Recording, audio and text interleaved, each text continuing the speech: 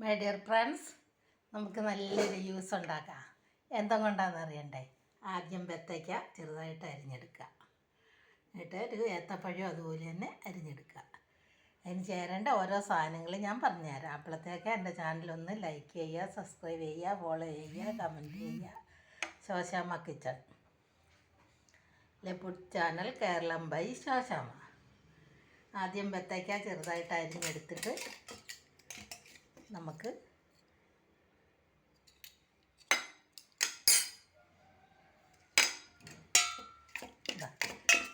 ബത്തയ്ക്ക അരിഞ്ഞെടുത്തിട്ട് പഴവും കൂടെ ചേർത്ത് എന്നിട്ട് നമുക്ക് ഓൾസ് വിളയിച്ചത് ഓൾസ്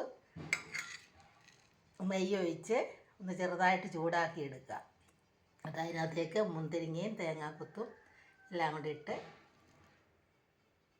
വറുത്തെടുക്കാം. എന്നിട്ട് നമുക്കത് ഈ ജ്യൂസിൻ്റെ കൂടെ ഒഴിച്ച് കൊടുക്കാം, ഇട്ട് കൊടുക്കാം.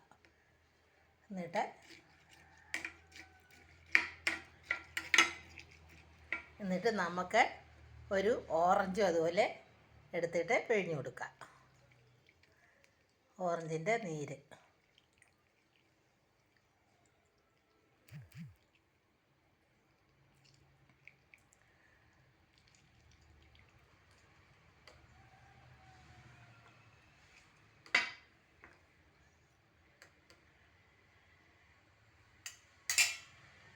അതിന് ശേഷം നമുക്ക് കുറച്ചും കൂടെ ഓൾസ് വിളയിച്ചത് ഇട്ട് കൊടുക്കാം. ഇതെല്ലാ നാട്ടിലുള്ളവർക്കും ഉണ്ടാക്കാൻ പറ്റുന്ന സാധനമാണ്. ഓൾസ് എല്ലാ നാട്ടിലുള്ളതാണ്. കേരളത്തിൽ ഇല്ലെങ്കിലും കേരളക്കാർ വാങ്ങുന്നുണ്ട് ഓൾസ്. ഗോതമ്പിൽ നിന്ന് എടുക്കുന്നതാണ് ഓൾസ്. ഇല്ലെങ്കിൽ അവൽ വറുത്ത് ചേർത്താലും മതി കേട്ടോ. അവൽ വിളയിച്ചെടുത്താലും മതി.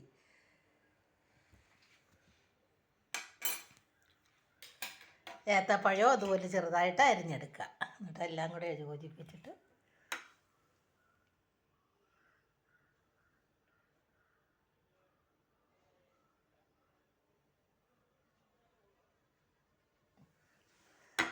സൂപ്പർ ഒരു ജ്യൂസ് ഉണ്ടാക്കി. വെയിലൊക്കെ അല്ലേ, നല്ല ശരീരത്തിന് നല്ലൊരു സുഖം ഉണ്ടാകും, തണുപ്പും.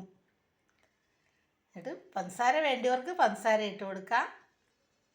ബത്തയ്ക്കയ്ക്ക് മധുരമുണ്ട്. എന്നിട്ട് ഒരു 4 തുള്ളി ഉപ്പും നീരും കൂടെ അതിലൊഴിച്ച് കൊടുക്കുക. എല്ലാം കൂടെ യോജിപ്പിച്ച് ഇതുപോലെ കഴിക്കാം. അതെല്ലാം കഴിക്കാൻ കൂടുന്നുണ്ടോ? ബത്തയ്ക്ക, ഓറഞ്ച്, ഏത്തപ്പഴം, അവൽ വിളയിച്ചത്.